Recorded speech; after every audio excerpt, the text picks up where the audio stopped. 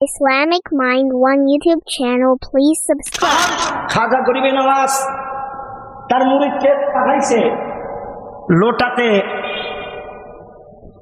চুপ দিতে বলছে, চুপ দিছে, লোটাতে পানি চলে আসে, সাগর শুকিয়ে গেছে, আবার ছেড়ে দিছে, পানি চলে আসছে। তা আমার প্রশ্ন হলো, কারবালাতে ইচ্ছা করলে আমার দিনের নবী ইমামে হুসেন যদি বলতো, ও ফোরাতের পানি সব চলে আসো, আসতো কিনা? কথা বলেন, আসতো কিনা? এখন তাদের যুক্তি হলো, ইমামে হুসাইনকে যদি রসুল সাহায্য করে, কারবালাতে কেন সাহায্য করলো না? আসলে কি জানেন, প্রত্যেকটা জিনিসের প্রেম জানতে হবে, হিকমত জানতে হবে।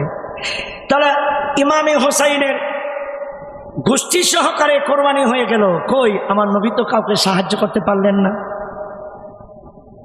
আচ্ছা, একটা প্রশ্ন উত্তর দিবেন আপনারা।